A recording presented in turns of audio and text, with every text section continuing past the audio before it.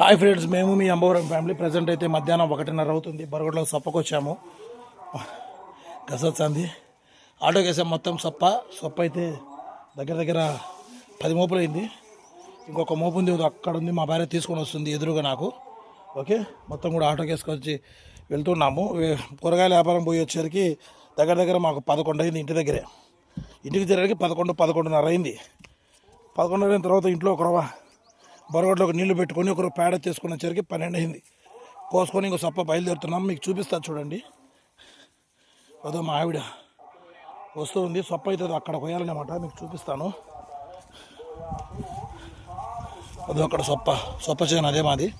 Okay, కసొచ్చండి Dandi సొప్ప మోపులు మోసేరికి.